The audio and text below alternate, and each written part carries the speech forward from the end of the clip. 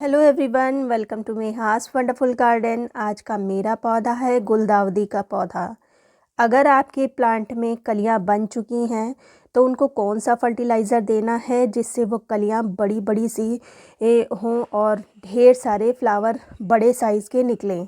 दूसरा, अभी तक प्लांट में आपकी कलियां नहीं बनी हैं और आपका प्लांट अच्छे से ग्रोथ नहीं कर रहा है तो आपको क्या करना है, ये सारे टॉपिक्स इस वीडियो में आपको मिलेंगे। तो चलिए वीडियो को स्टार्ट करते हैं।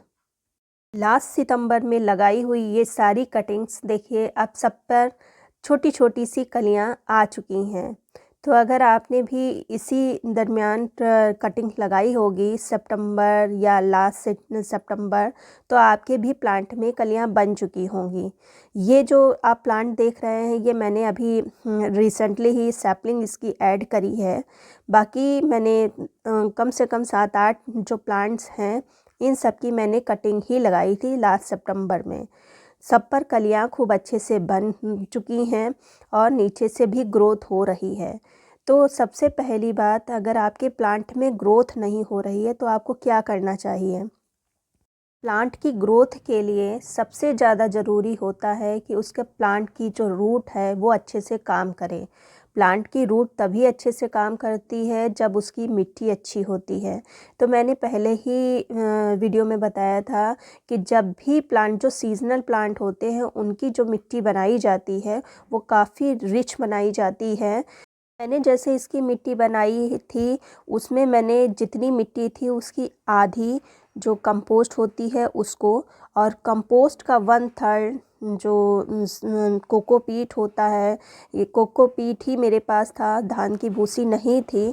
तो अगर आपके पास धान की भूसी हो, धान की भूसी ऐड करें, कोकोपीट हो कोकोपीट ऐड करें, या इसकी जगह पर आप साधारण सा रेत जो होता है उसको मिक्स कर सकते हैं।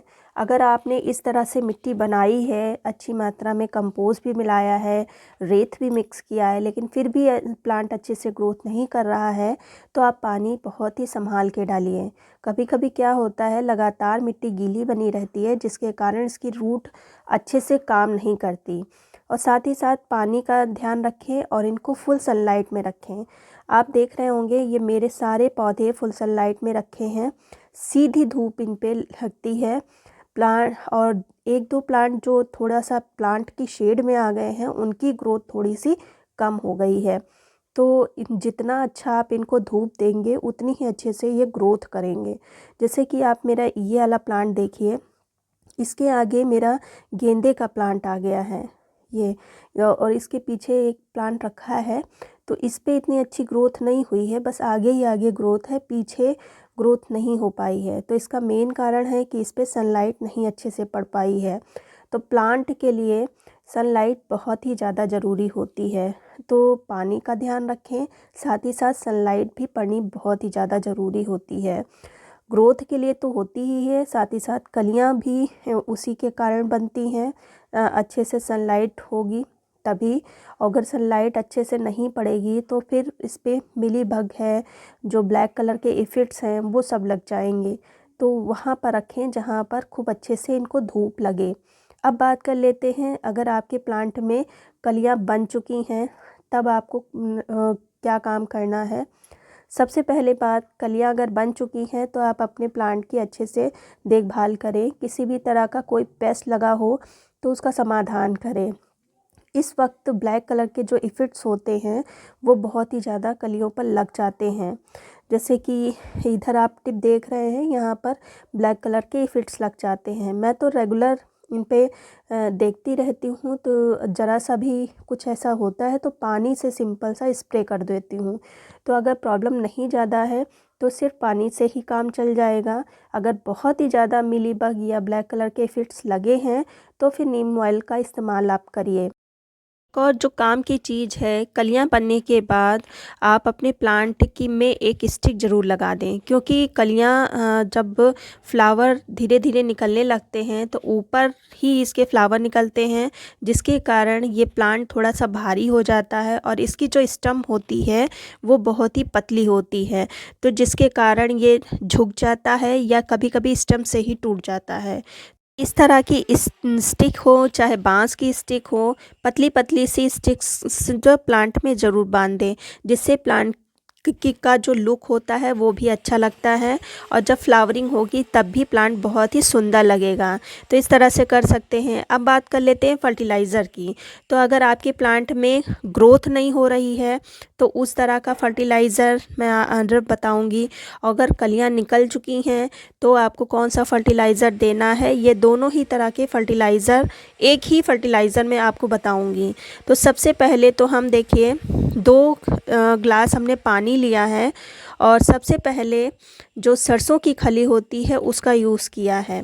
सरसों की खली बहुत ही सस्ती किसी भी नर्सरी शॉप में मिल जाएगी, ऑनलाइन भी आप मंगा सकते हैं।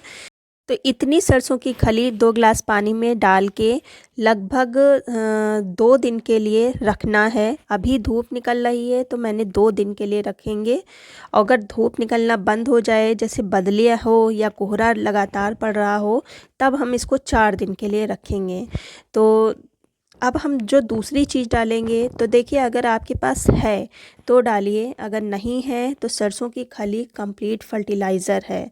तो मेरे पास है इसलिए मैं डाल रही हूँ। और लगभग 1 चम्मच ये DAP है, जिसको डाई अमोनिया फास्फेट भी कहते हैं। तो इसको मैंने डाल दिया है और 2 रातों के लिए मैंने रख दिया है। तो देखिए 2 रातों के बाद ये फर्टिलाइज़र बनके तैयार है। अब देखिए, अगर आपके प्लांट में ग्रोथ नहीं हो रही है तो इस फर्टिलाइज़र को दीजिए। आपको देना कैसे है, इतना पानी आप आधा बकेट, मतलब ये 20 लीटर की बाल्टी है, आधी बाल्टी पानी है, तो इतने पानी में हम ये पूरा 2 ग्लास पानी मिक्स कर देंगे। ये मिक्स करने के बाद बहुत ही हल्का फर्टिलाइज़र बनेगा। इसको आप हर तीसरे दिन आप अपने प्लांट की मिट्टी में दीजिए, लेकिन मिट्टी एकदम सूखी हो तभी दीजिएगा। अब हाँ, हमारे प्लांट में आ चुकी हैं कलियां, तो उस हिसाब से मैं दूंगी। तो इसमें अब हम ऐड करेंगे जिससे कि कलियां बड़े साइज़ की होंगी और साथ ही साथ फ्लावर का जो कलर भी होगा वो चटक कलर का होगा। तो ये मैंने ऐड किया है पोटास। पोटास फ्लावरिंग के लिए बहुत ही ज़्यादा ज़रूरी होता है, साथ ही साथ प्लांट की इम्यूनिटी को भी बूस्ट करता है। तो इसलिए इसको डालने के बाद मैंने कर दिया है मिक्स, और अब हम उतने ही पानी में इसको मिक्स करेंगे। तो इसको हम देखिए, ये आधा बकेट पानी है, इसमें हम मिक्स कर देंगे इसको। और देख रहे हैं बिल्कुल पानी के जैसा ही फर्टिलाइज़र है, बहुत ही ज़्यादा थिक नहीं है। इस फर्टिलाइज़र को हम अपने प्लांट में देंगे, जिसके कारण जो कलियां हैं वो बड़े साइज़ की होंगी और साथ ही साथ फ्लावर भी बहुत अच्छा निकल के आएगा।